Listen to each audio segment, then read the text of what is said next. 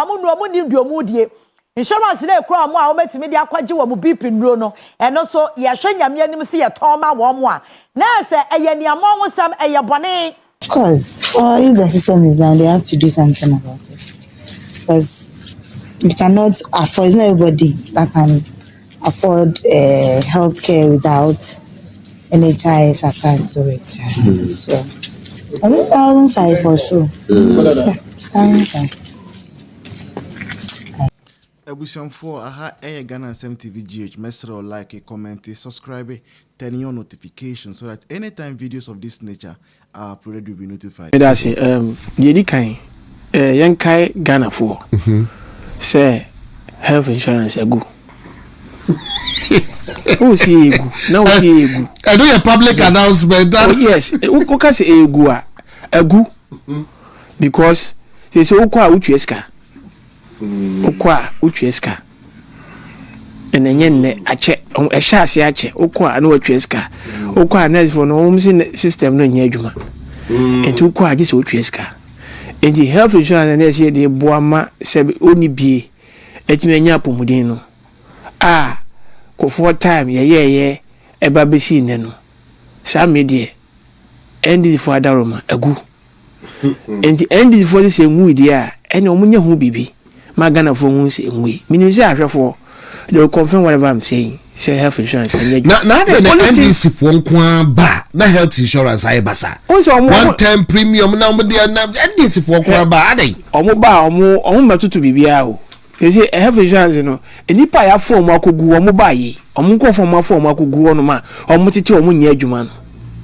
Enya asem ketwa. Nothing is happening there. Ena akatua na etwa omo kakwa. Enti say etiefo ene ahwefo ebeje de make say egu the end for say enwu dia omuntu ho na money hu say enwu na yetimi aboa ano very very necessary fiti Monday no eno obi fra me ka cha me say ya insurance na wa Ghana ha sesi ya no enye adwuma ena me say how enye adwuma sasa because we nim say nyame eya adom ema aban sesa ye ka hudo bi ane ho no aban si watua of which hospitals ni nyina mpo I confirm say ampa say sika ne yetua enti eye dan na yetimi ka say health insurance na fe de obi kwa ka say lab keke kwa wo kwa ya ma wutua lab wo say wutua meanwhile sa ne ma ni nyina no health insurance cover na ye wonro bi nso a health insurance cover eno eni kwan say ye ton amount emu ba ko enra course ameye ne mpanyifa me no mo kasa ye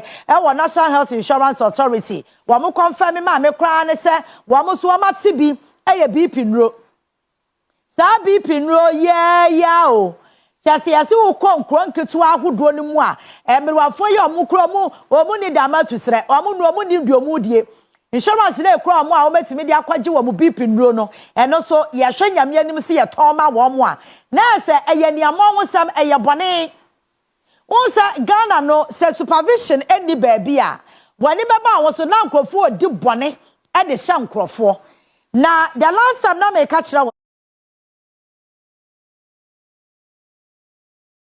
say adia ba ko a ye like wo Ghana ha e ye nokredie ye ni nokre ma ye ho wonim say is July year mu e na aban ma yeti ase se e ka na e da health insurance na nya kaketwa 834 million Ghana cedis ena aban epesika ena otua ni nyina e de ema hospitals ahodo ebi ya private hospitals ebi ya public hospitals a cha se obia ka na health insurance e de wo no wo mutua ye ma memie we so nkyira wansa na wo ba bia nkomo no me defa sa wo be kaya road fund time a NPP e wa ba mu no omo ka pay ni kire say wamo de emre bi baaya na eche se sika ya jijia na ekọ road fund mu no ye yi se sika ni bi am say almost 60% na sika no ekọ Jubilee House sika no kwa ya de foforo meanwhile road fund no na ewa wo se sika bekọ road fund mu no ewa se ya de ye maintenance ewa ya kwan ahodo so and that's the reason why as ube hu a akwan bebre wakana hanom a potholes no se adani manhole because sika na was ye kwayi free road fund mu ne de kwaya maintenance no NPP aban eka pay eye road fund enti sika na ekọ road fund mu no efa ekọ presidency na efa aka fund nim sika de baka fund nim no so no eno yaje bosia aye di tua o mu wi ama na so ho a eno mo de health insurance so ka ho eno mo ka pay health insurance enti sika na ye tua me fa le so ko register health insurance asika obetua yetua taxes yawo NHIS levy yetua obi otua tax okroma bia VAT ni nyina eka ho bi ya weke 4% ebi 3% ni akan ni de aka ho eti ni nyina sa sika na ebekwa akogu NHIS fofutuom na akwamodi ade atuatua hospitals ne ka no eno so aban de mrabai eno o ka pay eti sika no eba na fakọ presidency na kakra na ebekam no ena na health insurance for the year adwuma enti na eka na assume health insurance na anya asem ketwa the same thing ena happen ma get fund so ya kapini kwasi awowa eje bosia eti schools adan na get fund esi nyina no afa na yentimi nsibiem sa sika no so kra no obisa wo say ye sika na ye den a obi antimi mu akonta papa bi ankyerɛw sa kapin ya ye de kapin health insurance fund na sika kwoma na yi bi di kwa ba bi foforo no wo bi so am se sika na ekoye dan a obi antimi nka nkyerɛw we wo kwa ka na obi bu afu o wo ka sisi a na obi bu afu se adan na wo kan asem na wo pen pipi fu asem meanwhile health insurance kra wo mo de ye campaign se kofo na de ba ye no wo mo akasa policy na mo de ba ye no kra mo sa be se no because health insurance de yenim se obi wa hoyehia mu a na ohia me se me tia health insurance nyame to me nti yenko hospital eni ofa chiwo na titi nunum bi na wo soso na enia nuwaje na ha ba bia no wapunu na chese wo na wo kọ no nyame ene body pa ho ban enkwane ahoden de nyame ne de ma obi ani wa osu efre nyame so ma ne yare nya de pa ansa no obi ba yare obedi nani ba kire hospital no na ese nipa no ade ahia no eti se sa nipa ne yare a wo wan yehia mu a yade foto bi ato wa ma sa nipa ne se betimi aboa no abanya no ono se wadwe nipa ho no ade mraba ye se sika no ebegu mu amofa fama me safa na yade ma no ode kwaye den so ode kwaye den obi anim besinne sa kape no mo kape health insurance sika na omu yi free ho na ekokọ presidency ni ade no obi anu obu ho akonta kire yen sasa sika na akasa ye de koye den obi anim wo kwa bisa na obi buafu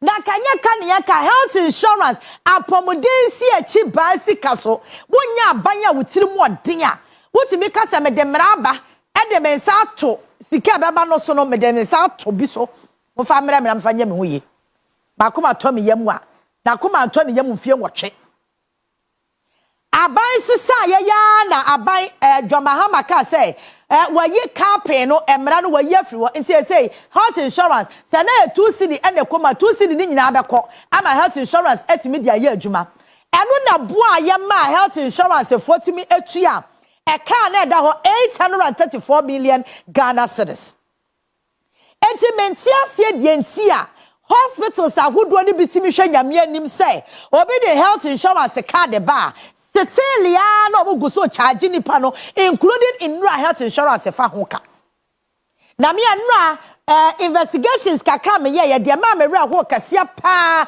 eye BP nro ye nyina ye nim so obi wa ho no odru nipa ni fie so anu onya BP ena kra na ase adwendwen ne pressure wo kromuti emrantia ne maba wa so kra binum wo BP na ka BP mi nyini no na me nim se ye mpanyifo yare but ene kro no mo ayehia enkofo ti medwia wanhwe ye pressure obi wa kra so a empenafo bi a otwe ho pressure no wanya BP obi wa ho no ma enema bi akoso wa abrabom no adwen ho a Bible sam ne ka no gonom unim se na finansan mu no mahama appointment bi a waye ye kan Major General upon pepra ne de no ho asem but there's another twist aba okay na ayasafo je the information be to abonten I think important say be hwe but for daily gist the bokrata no to so na no pay ye hwade na daily gist managing editor Fortune Alimi on the year managing editor for daily gist no same ebe cost state no between 12 and 15 million dollars for sa appointment to omo aye no ahantie ni o say e wo for okay Mohammed's $12 million diplomatic appointment spark controversy. Appoint Oppo Prepra deputy high commissioner. So where the Daily Gist, the Democrat and headline no. And fortunately me baby I will be on page. But go on. We go into details now. Me da so betimi ayi. Me sign so ma a chart of all appointment deputy ambassadors appointment aye. And right me say for afla the NDC for no abre buy na o ma flood the internet no with a queer free no appointment. Aye. Say and then Kufa Dubai so crano or no so appointed deputy high commissioners. No craig. Go on. Deputy high commissioners appointment in the Shase Okofo Bresu. Na mampeni Kofo who say I may be one more Ghana for do any a minor cassie inti. Na say or appointed deputies momo. Into appointed deputy high commissioner called Canada. Or the deputy high commissioner echo US. Or the B echo South Africa. And or no appointed okay so any Oshemwa, Osha sa chart here. E was yabon se mampeni Kofo amaya between 2000 ekosi 2004 and 2004 to 2008 or appoint omoko so Canada, USA, South Africa, any India. E say amay 9. Na ohwe amay we nyina so a e baby a 1 omay na kasa population e den eson. Ansa na Ghana fo so e ho no so no e den e doso. And the man yes appointment no. John Mills the first time was appointed to as deputy ambassador. John Mahama so the first time was appointed to Then 2017 and I could follow by no. On also follow John Ejekun for a trend no. I appointed Obi called USA, United Kingdom, China, India, South Africa, and Canada. And he also appointed 6. So this is the first time Ayanya omampani bia ono appoint maku 18 ewo a deputy ambassadors 18 na akala me send wade bi na wa that's why so be hu aman no a o appoint om ko na bobo Germany, Switzerland, USA, China, Canada, India, United Kingdom, that is UK, South Korea, United Arab Emirates, Netherlands, Italy, Japan, Saudi Arabia, Turkey, Russia, South Africa, Egypt, and Denmark. Enti wene amaya Yera John Mahama wa appointed enipa akoho as deputy ambassadors meboa. Enti ono appointed nipa eko amaya hodo o saying. We na 18 is here. 18. 1 2 3 4 5 6 7 8 9 10 11 12 13 14 15 16 17 18. 18 and awenya. Oh, me hwehwe okay. Akala mpacho maye ade bi ho adwuma ma. Na wonim anka we nyina no anka bi kura Ghana for will not pay attention to this. But Yera Mahama 2024 election campaign no akala betumi ayi we so. Bosha odi share Ghana for no say Akufo-Addo aba ban mu appoint 125 ministers. Enti Akufo-Addo na ban say Ghana sika omo she Ghana sika. Into no ba obe ya DB fe no lean government. Lean government ni che se be fa nipa kakra bi na ye de o ma ye adwuma because so say Akufo-Addo stars but me de eno atoso. Into ono de ne de Akufo-Addo wanye campaign promise so be lean government. Ba John Mahama de eni na eda so into hwemu a July 8 2024 na esa akabosumi nsia pepe na ye koto aba o say election 2024 I will run a lean government. Mahama ena osisu dia pain. Enti me ba me fa nipa kuma bi na me ni o ma ye adwuma. Na sebre. Ene your mama ba yi. Ene no ne ebinsi da unprecedented 18 deputy ambassadors. Obese government. President Mahama fa ministers kakra bi. Ena wa fa enchenchenu bebre. Yana President Mahama fi se Ghana for nyina adwene ni se ye can lean government ya a ministerial appointment in Kwan to him say on adwene wo. Okay. So kwabra Sante say sad data na e de to abonti no o say Mills ne Mahama de no enye no kre omo so ye appointment ni bi deputy and baba no so so ye be hwehwe kwabra so wo number of aye omo ye so a obetimi a share with us na yetimi da but the underlying issue obetimi ayi we so ene say yera John Mahama ehye ye bo ese enya ade a obefa nipa bebre oba ye opeso of regional ministers omo din regional ministers and crofo be kasa because Nana Akufo the second term were appointed deputy regional ministers. And you say all NDC regional organizers will be a minister of state office of the at their various regions. But minister of state, presidential staff and so on also so any deputy minister I pay. And you are appointed deputy minister. Appointed. Kwaku, regional deputy regional ministers throughout. Kwaku, I deal with no home. And now we say. Was a woman optics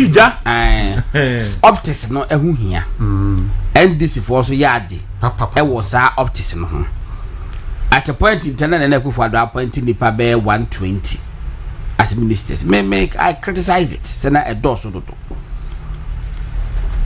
Wabagi Johama wa appointed the past 60 as I say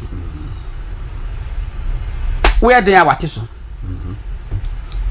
it was the question other areas said he said we appointed deputy ministers of deputy regional ministers but in practice no we appointed one in disguise Felix Kwacho Fosu a minister how can a minister a deputy a minister or deputy director yeah a deputy director minister deputy or deputy director oh e what you want to say basa no maye no na ni nyina mu be enkamfo ano sika budget aye twade ama wo mu no memo de ho na ye nya analysis na mfa not really the numbers because the bad numbers ne dia John Mahama akate down the numbers but what is the cost to the state it's yen hwe cost but cost no Mahama so be kate ministerial you know sika yebo enti se wo kofa kitu abi ne yebo kase kane na de do so a there be say so me hwe cost na Jubilee House nko anu a compensation e wo ho no an office of government machinery no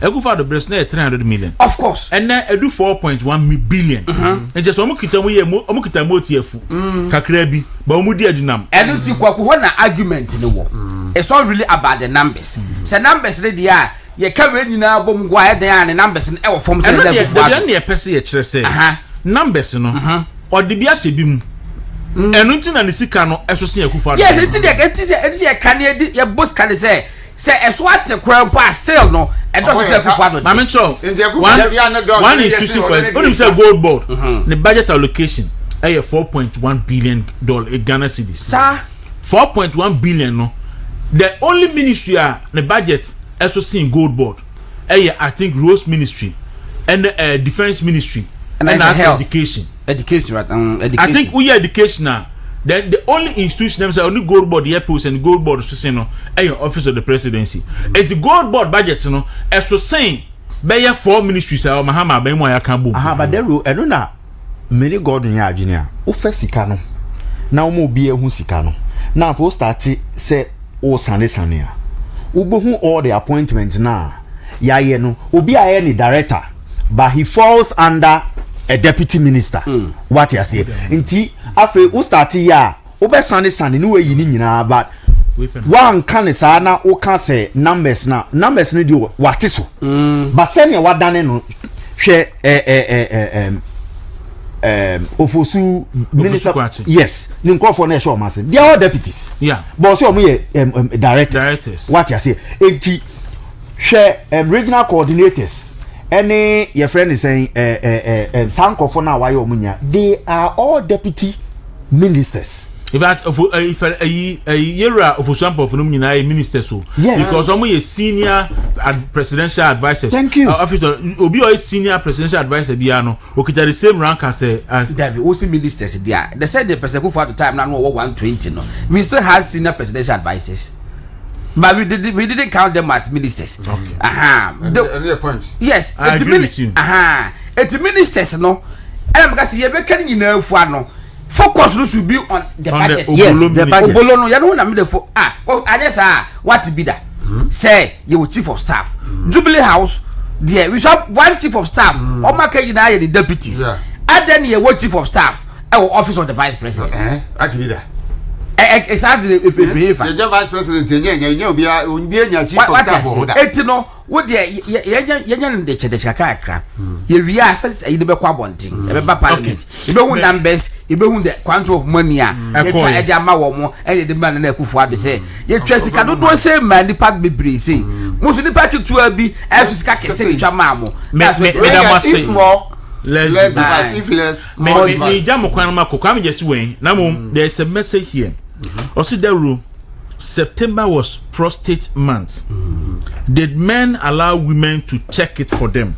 They didn't ask. If not, why should men check women breast for in October for breast cancer? A way Honorable Clement Wilkinson. Because say omo checking it, man checking it say. Clement Wilkinson honorable. One round as Berman could see the check prostate busan. One do nim. Who do you see the prostate? Prostate in India. Prostate check and say. So as a Muana go on that say prostate in India. Only pent me fan in Sanchez. This is a hospital. This is a hospital. The Berman also muna prostate to mukra. And I be okay. In fact, amukra na no mami kum say. Onim say eh mami kum. And na nko ba de we say that before that mami kum there obekumi o. Oya o say mako check prostate, me say mako check him. O say me ko check where me see UGMC. O say omo do omo nsa share me to me see there bi. O say dey nsa ko ba ko bi wo hono mo a just dey nsa share wo to nsa. Enti me ko ye no dey me ka say enti say no ya to me isu me birthday mommy. Me dey to me isu a me ko akoye so ati ase. Enti mami ena so de imperator mechi o de mi ko nti ona Clement e simple ye de ene de esi chire da kokomu a eni hu ne de gi se de a and haka what that's na you so obey you so dia no